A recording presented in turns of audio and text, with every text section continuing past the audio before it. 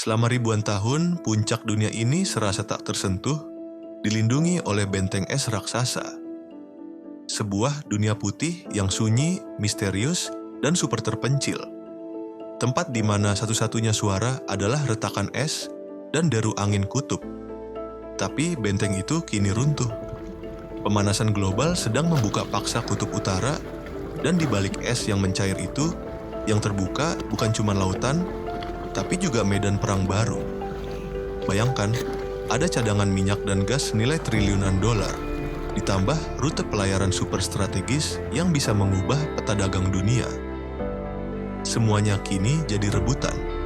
Rusia sedang pamer kekuatan militer, Tiongkok menancapkan pengaruhnya, dan Amerika kalang kabut mencoba mengejar. Ini bukan lagi soal perubahan iklim biasa, ini adalah babak baru perang dingin di atap dunia. Jadi, apa pemicu semua drama ini? Semuanya berawal dari satu krisis lingkungan yang nggak bisa kita bantah lagi. Kutub utara memanas 2 kali, bahkan beberapa ilmuwan bilang bisa sampai 4 kali, lebih cepat dari rata-rata planet ini. Fenomena yang disebut amplifikasi Arktik ini menciptakan efek domino yang mengerikan. Lapisan es yang kita kira abadi sekarang mencair dengan kecepatan gila-gilaan. Para ahli bahkan memprediksi, dalam beberapa dekade ke depan, Samudra Arktik bisa jadi bebas es sepenuhnya selama musim panas. Bagi dunia, ini jelas alarm bahaya. Bagi beruang kutub dan ekosistem di sana, ini ancaman kepunahan. Tapi bagi negara-negara adidaya, suara es yang mencair ini justru terdengar seperti tembakan pistol start dalam sebuah perlombaan paling ambisius abad ini. Coba bayangkan sebuah benua baru tiba-tiba muncul di peta. Kurang lebih, itulah yang terjadi di Kutub Utara. Wilayah yang tadinya terkunci di bawah es setebal beberapa meter, kini terbuka lebar, menyingkap 2 hadiah utama yang jadi incaran. Hadiah pertama, rute pelayaran. Selama ini kapal dari Asia ke Eropa harus muter jauh lewat terusan Suez. Sekarang ada 2 jalan pintas raksasa yang terbuka. Jalur Laut Utara di sepanjang pantai Siberia milik Rusia, dan jalur barat laut lewat Kepulauan Kanada. Rute-rute ini bisa memangkas waktu perjalanan sampai 40%, menghemat jutaan dolar bahan bakar per kapal. Ini adalah revolusi logistik yang bisa menyaingi pentingnya terusan Suez di masa lalu. Hadiah kedua, dan ini yang paling bikin tegang, adalah harta karun yang terkubur di bawah lautnya. Survei geologi Arpials memperkirakan sekitar 30% cadangan gas alam dunia yang belum ditemukan dan 13% cadangan minyaknya ada di wilayah Arktik. Itu belum termasuk mineral langka yang penting banget buat teknologi modern, seperti untuk ponsel dan baterai mobil listrik. Ketika triliunan dolar dan keuntungan strategis dipertaruhkan, diplomasi yang dingin pun mulai memanas. Batas wilayah di Kutub Utara yang dulu nggak terlalu diributkan karena tertutup es, kini jadi sengketa sengit.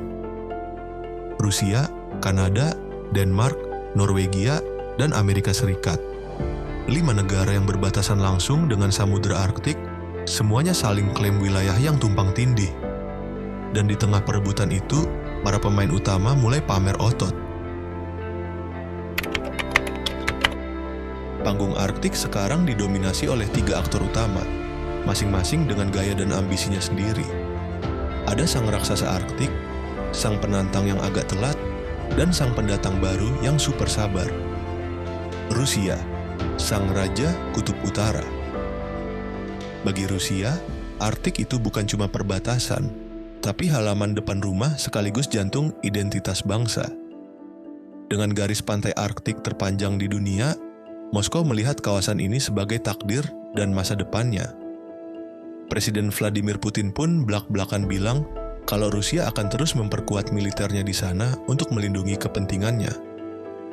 Dan ini bukan cuma omong kosong. Rusia secara sistematis membuka lagi dan memodernisasi puluhan pangkalan militer era Soviet di sepanjang pantai utaranya, menciptakan apa yang mereka sebut perisai Arktik. Pangkalan canggih seperti Arctic Trefoil punya radar modern, rudal pertahanan udara, dan landasan pacu untuk jet tempur paling mutakhir. Tapi kartu truf utama Rusia adalah armadanya. Rusia adalah satu-satunya negara di dunia yang punya armada kapal pemecah es bertenaga nuklir. Mereka punya lebih dari 40 kapal pemecah es dengan beberapa kapal raksasa baru sedang dibangun. Bandingkan dengan Amerika yang cuma punya 2 biji dan salah satunya sudah tua. Keunggulan ini memberi Rusia kemampuan untuk beroperasi sepanjang tahun di perairan es yang ganas, sekaligus mengontrol jalur laut utara. Jujur saja, Amerika Serikat agak telat ke pesta ini. Selama bertahun-tahun, fokus Washington lebih ke Timur Tengah dan Pasifik, sementara Kutub Utara seolah terlupakan. Tapi agresivitas Rusia dan ambisi Tiongkok akhirnya menyadarkan mereka kalau mereka sudah ketinggalan. Pentagon sekarang mengakui bahwa mencairnya es telah menghilangkan benteng alami yang dulu melindungi Amerika dari utara. Sebagai respons, Askeyas dan sekutunya di NATO mulai tancap gas. Latihan militer besar-besaran jadi makin sering. Armada Angkatan Laut Amerika Serikat dan kapal sekutu makin sering patroli di Laut Barents, dekat jantung kekuatan Angkatan Laut Rusia. Pentagon juga sudah merilis strategi Arktik baru yang fokus pada pengawasan, sensor, dan drone untuk memantau gerak-gerik Rusia dan Tiongkok. Masuknya Finlandia dan Swedia ke NATO juga mengubah peta permainan secara total. Sekarang, 7 dari 8 negara Dewan Arktik adalah anggota NATO, yang secara efektif mengepung Rusia. Tapi Amerika Serikat masih punya PR besar, terutama soal infrastruktur. Mereka sedang berpacu membangun kapal pemecah es baru, tapi butuh waktu bertahun-tahun untuk bisa menyaingi armada Rusia. Perlombaan senjata di Kutub Utara sudah dimulai, dan Amerika kini sedang dalam mode kejar-kejaran. Pemain ketiga yang paling menarik adalah Tiongkok. Meskipun secara geografis letaknya ribuan kilometer dari Kutub Utara, Beijing dengan cerdik mendeklarasikan diri sebagai negara dekat Arktik. Sebuah manuver geopolitik yang bikin mereka punya suara di masa depan kawasan itu.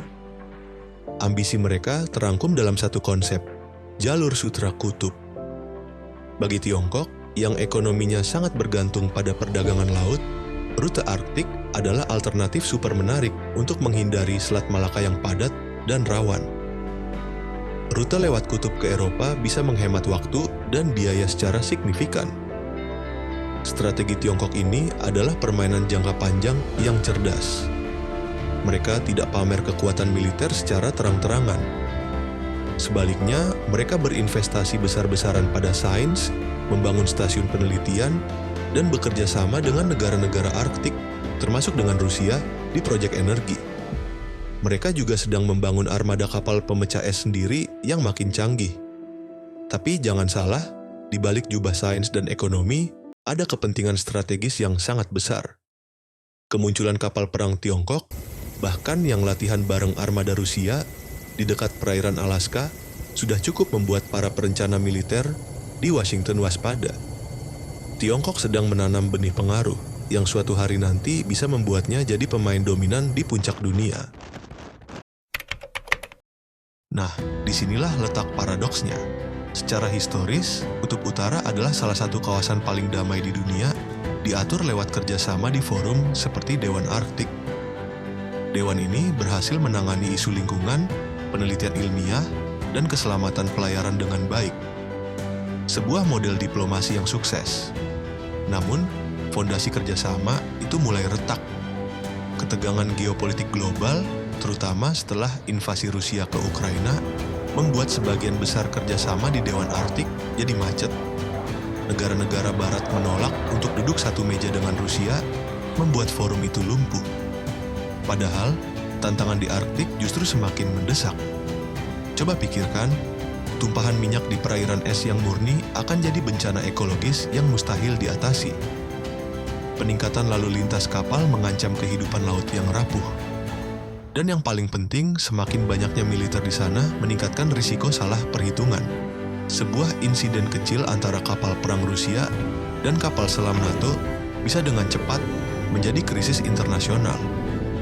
Jangan lupa, kawasan ini adalah jalur terpendek bagi rudal balistik antara Rusia dan Amerika Utara. Dunia sekarang ada di persimpangan jalan. Akankah Kutub Utara tetap menjadi contoh langka dari kerjasama internasional? Atau akankah ia tunduk pada logika persaingan kekuatan besar seperti bagian dunia lainnya? Tiga kekuatan besar dengan agenda yang berbeda kini berhadapan di atas es yang mencair. Rusia ingin mempertahankan dominasinya, Amerika berpacu mengejar, dan Tiongkok memainkan permainan jangka panjang. Menurut Anda, siapa yang akhirnya akan menguasai Kutub Utara? Dan apa harganya? Apakah sumber dayanya sepadan dengan risiko konflik dan kerusakan lingkungan? Kita sedang menyaksikan sebuah transformasi bersejarah. Keheningan Kutub Utara telah pecah, digantikan oleh deru mesin kapal pemecah es, dengung drone pengintai, dan manuver kapal perang.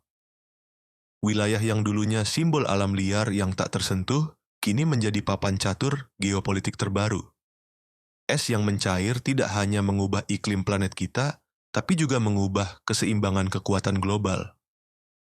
Keputusan yang dibuat di Moskow, Washington, dan Beijing hari ini akan menentukan apakah puncak dunia akan menjadi zona kerjasama atau justru menjadi garis depan beku dari perang dingin baru. Satu hal yang pasti, masa depan Kutub Utara tidak akan lagi sunyi. Pertanyaannya, apakah itu masa depan yang penuh peluang atau masa depan yang penuh konflik? Atap dunia kini menjadi pusat perhatian, dan apa yang terjadi di sana akan berdampak pada kita semua. Menurut kalian gimana? Tulis pendapatmu di kolom komentar.